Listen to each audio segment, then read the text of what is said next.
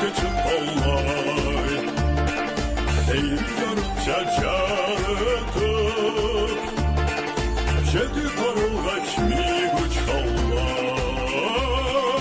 damak davuşun karaldı seni avazın çoğunuz uçura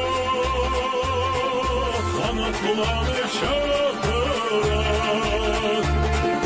seni cırvarın cırık cılata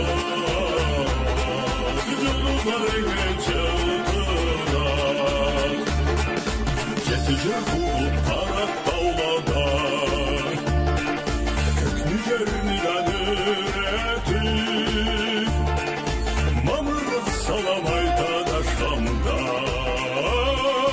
canıpça şavgacır edip